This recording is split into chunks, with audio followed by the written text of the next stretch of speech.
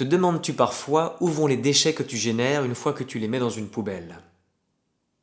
Ou que tu les jettes par terre? Est-il possible d'acheter ma nourriture sans ou avec moins d'emballage? Bonjour toi! Aujourd'hui on va parler de zéro déchet et plus spécifiquement de plastique. Si tu n'es pas encore abonné à la chaîne, je t'invite à cliquer sur le rectangle rouge ainsi que sur la petite cloche des notifications pour ne pas manquer les prochaines vidéos. Et si le sujet de la crise des déchets plastiques t'intéresse, je te mettrai mes sources et références en lien dans la description. Avant de commencer, je tiens à te préciser que je ne suis ni expert en énergie ni en écologie et donc que je ne fais que me baser sur mon expérience personnelle ainsi que sur une multitude d'articles récents que j'ai pu lire et étudier. Si tu discernes quelques erreurs, n'hésite pas à me le faire savoir dans les commentaires, ça me fait avancer. À dire vrai, jusqu'à il y a quelques années, peut-être 6 ou 7 ans, je me posais pas autant la question de la destination de mes déchets une fois que je m'en étais débarrassé car pour moi, ça n'avait pas grande conséquence. Les aliments ou les objets que j'achetais avaient des emballages de toutes les formes et de tous les matériaux, mais si je les jetais dans une poubelle, je faisais une bonne action et donc j'en étais déresponsabilisé. Je me disais au début que c'était pris en charge par les déchetteries municipales, les parcs à containers ou le gouvernement et que c'était leur affaire, ce qui est un petit peu vrai, mais qu'ils le traiteraient de façon efficace sans que ça n'occasionne de pollution.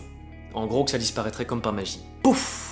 Ha ha. J'avais comme tout le monde entendu parler de recyclage, mais dans mon esprit naïf de l'époque, et ça va sans doute te paraître idiot, ça s'appliquait uniquement aux bouteilles de verre. Je me disais qu'une fois qu'une bouteille était vide, elle était nettoyée puis re-remplie pour le même usage. Dans tous les cas, j'étais pas très informé du réel fonctionnement du recyclage quoi. Mais quand j'ai quitté mes parents et que j'ai commencé à travailler et donc à payer mon logement et ma nourriture, je me suis vite aperçu qu'il y avait une vraie importance à trier puisque certaines choses se recyclent et d'autres pas du tout. Par ailleurs, j'ai commencé à faire plus attention aux déchets qui m'entouraient car j'habitais désormais en ville et que je la trouvais plus sale que ma campagne d'enfance. Je me suis mis aussi à plus me documenter sur internet avec des vidéos et des articles. C'est à cette même période que j'ai changé mon alimentation en passant à une nourriture biologique mais toujours avec pas mal d'emballage malheureusement car n'oublie pas que bio ne rime pas toujours avec éco-responsable. Comme je te l'expliquais dans ma vidéo sur le minimalisme que tu peux aller voir juste ici, je suis parti pendant 7 mois en Asie du Sud-Est et c'est sur place que j'ai eu une réelle prise de conscience car la pollution en ce qui concerne les déchets est omniprésente et dramatique là-bas. J'ai croisé énormément de déchets et surtout des déchets plastiques abandonnés en pleine nature, le long des routes, dans la forêt, dans la mer, dans des décharges à ciel ouvert. Les villes et certains villages sont très sales et on tombe souvent sur des cafards, des blattes ou des rats.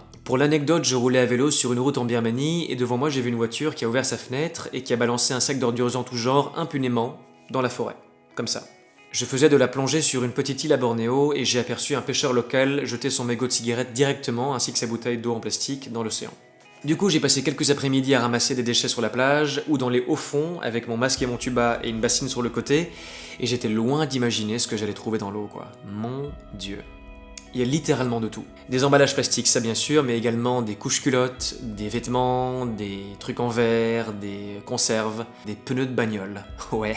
Quand je nageais, je voyais certains animaux marins comme des étoiles de mer ou des oursins qui avaient carrément établi résidence à l'intérieur d'une bouteille en plastique ou d'une conserve, ou bien qui étaient tellement collés à un objet que c'était hyper difficile de les enlever quoi. Alors tu vois, quand j'ai vu ces gens jeter ces ordures en pleine nature comme ça de façon désinvolte, j'étais indigné bien sûr, et j'ai même voulu m'insurger contre eux quelquefois, d'ailleurs je pense que je l'ai fait. Mais après avoir pris du recul, je me suis dit que c'était pas la bonne solution, car en tant qu'occidental, je ne plaçais pas les choses dans le contexte de la situation qui existe dans ces pays moins favorisés. L'accumulation de déchets dispersés un peu partout est aussi le fait de touristes irresponsables, mais c'est malheureusement et principalement causé par des locaux. Pourquoi? D'une part parce que le niveau de prise de conscience écologique n'est pas le même que dans les pays riches et que les préoccupations des locaux au quotidien portent plus sur le fait de pouvoir subvenir à leurs besoins d'abord et avant tout. D'autre part, l'État et les collectivités locales ne se préoccupent pas du tout des problèmes environnementaux et ne déploient donc pas de réels moyens pour y faire face. Faute de camions de collecte d'ordures ou de poubelles présentes, les gens jettent où ils peuvent ou bien brûlent leurs déchets en pleine rue, ce qui libère des fumées toxiques. Les sacs plastiques à usage unique sont très abondants dans les supérettes et épiceries, tout comme les pailles et les gobelets à chaque échoppe de jus frais. Malgré la grande présence de déchets dans les villes, j'ai vu quelques exceptions. Je pense à Bali que j'ai trouvé surprenamment propre et moins pollué. La raison pour laquelle certains sites touristiques comme ceux de Bali sont aussi jolis et propres est que les locaux qui y travaillent font l'effort de nettoyer certaines zones pour mieux accommoder les touristes. Tout ça pour que tu puisses te la raconter avec une photo Instagram de toi sur une balançoire au-dessus des rizières paradisiaques. Mais l'envers du décor est rarement sur les cartes postales.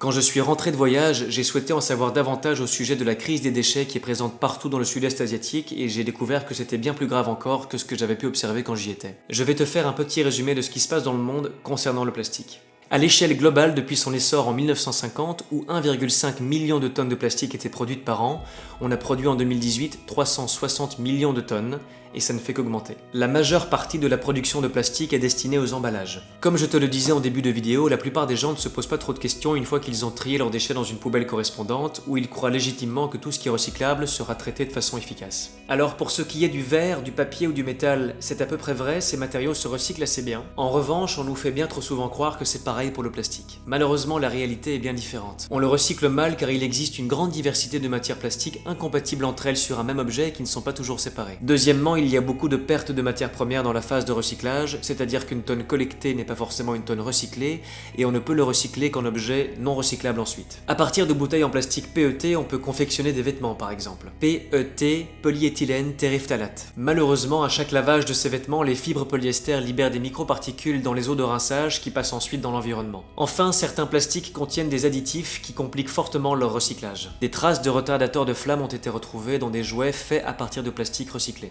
Alors que les bouteilles en PET se recyclent, les bouteilles de lait en PET opaque ne se recyclent pas car la substance chimique opacifiante interfère dans le processus de recyclage. En Europe, environ 39% des plastiques sont incinérés pour récupérer de l'énergie, 31% sont stockés en décharge et 30% seulement sont soi-disant recyclés. La moitié de ces 30% est exportée hors de l'Union européenne pour être recyclée. La raison à ça, c'est qu'on n'a pas assez d'usines, de technologies et de ressources financières pour assurer 30% de recyclage. Actuellement, recycler du plastique coûte plus cher que d'en produire du neuf. Selon un rapport de l'ONU, de tout le plastique jamais produit dans le monde, nous n'avons recyclé que 9%. Si tu souhaites savoir pourquoi beaucoup d'industriels utilisent prioritairement des matières vierges plutôt que recyclées, je t'invite à lire quelques articles que je te mets en description. Jusqu'à 2018, la Chine importait 2/3 des déchets plastiques créés dans le monde, mais a désormais fermé ses frontières à l'importation, refusant de devenir la poubelle de l'Occident. Pendant des décennies, le pays achetait des déchets bon marché aux pays riches pour alimenter son secteur manufacturier florissant. La Chine avait donc plus d'usines de recyclage que l'Occident qui ne trouvait pas utile d'en implanter puisqu'il exportait tout. Comme la Chine ne veut plus de nos déchets, et on la comprend, les pays exportateurs se sont tournés vers certains pays d'Asie du Sud-Est comme la Malaisie, le Vietnam ou la Thaïlande, aux règles d'importation et aux normes environnementales moins strictes. Des dizaines d'entreprises chinoises de recyclage illégal se sont délocalisées sur ces territoires. Malheureusement, ces pays ont des capacités de traitement bien inférieures pour gérer les arrivages massifs de déchets. Ça a pour conséquence d'envahir des villages entiers et de polluer fortement la nature environnante. En outre, le fait de brûler beaucoup ces déchets, faute d'arriver à les recycler, provoque de nombreux troubles sanitaires parmi les communautés locales. Maladies respiratoires et cutanées, cancers, perturbations endocriniennes, etc. Sans oublier que la combustion du plastique libère aussi du CO2 dans l'atmosphère. Récemment, la Malaisie a déjà renvoyé des containers entiers de déchets provenant de l'Occident car elle ne veut plus les accepter non plus. Les déchets plastiques stockés en décharge contaminent les sols et les nappes phréatiques et un grand nombre finissent dans l'océan, acheminés par les cours d'eau. Voilà comment une bouteille ou un mégot s'offre une virée en mer quand la pluie les pousse vers les égouts. Tu as sûrement entendu parler des 5 continents de plastique, aussi appelés gyres. Présents dans le Pacifique Nord et Sud, l'océan Indien et l'Atlantique Nord et Sud, ils sont constitués de microparticules et non de gros objets flottants comme ce qui est souvent montré dans les reportages sur le sujet. Il est estimé que ça représente 150 millions de tonnes de plastique. Du coup, ces microparticules sont très difficiles à repérer et elles sont avalées par énormément d'animaux marins qui les confondent avec du plancton, ce qui dérègle complètement les écosystèmes. Ce qui est de plus en plus alarmant, c'est que certains plastiques se décomposent en micro puis en nanoparticules et peuvent se retrouver dans tout. Ce qu'on est, ce qu'on touche, ce qu'on mange. Un délicieux saumon au plastique. Miam miam. Malgré tout, n'oublie pas qu'il faut de 100 à 1000 ans pour le dégrader complètement. Tout ça pour te rappeler qu'il est grand temps de revoir notre façon de consommer avant de croire aux miracles technologiques volant au secours de l'écologie. Le recyclage est un procédé aux capacités limitées et bien que nous devons l'améliorer, tout cela prend du temps. En attendant, toujours plus de plastique est produit chaque année et quelques belles paroles de greenwashing des multinationales qui les produisent en prétendant qu'on pourra entièrement le recycler ne suffira pas. Depuis plus d'1 an maintenant, je n'achète aucun emballage plastique car je préconise le vrac et les emballages réutilisables. Si tu consommes déjà des produits bio, ça te revient moins cher car tu ne payes pas l'emballage. Tu gaspilles moins également puisque tu choisis tes quantités. Je n'ai qu'une poubelle organique et j'essaye de créer mes propres produits autant que je peux. Un exemple, la boisson de riz, elle est en principe contenue dans un carton de type Tetra Pak, donc fait à base de plastique. Afin d'éviter de l'acheter, je mixe du riz complet en vrac avec de l'eau et j'ajoute mes édulcorants au besoin. Si je dois vraiment acheter un produit emballé, je fais en sorte qu'il soit en verre ou en papier. C'est un petit effort de volonté qui a le pouvoir de changer bien des choses. Avant chaque achat, je t'invite à te poser la question du déchet qu'il va générer. S'il t'est possible d'acheter le même produit en occasionnant moins ou pas de déchets, n'hésite pas à le faire. N'oublie jamais que le meilleur déchet est celui qu'on ne produit pas. Ton déchet parcourt parfois énormément de kilomètres une fois que tu t'en es débarrassé et peut nuire à quelqu'un ou quelque chose. La poubelle, malheureusement, n'est pas encore un néant qui le fait disparaître. Nous en sommes responsables. C'est tout pour cette vidéo, j'espère qu'elle t'aura inspiré. Si c'est le cas, n'hésite pas à la partager et à me raconter dans les commentaires ta propre expérience du zéro déchet. N'oublie pas de t'abonner et nous on se retrouve pour une prochaine vidéo. En attendant, prends grand soin de toi et n'oublie pas que quand on veut, on peut. À bientôt.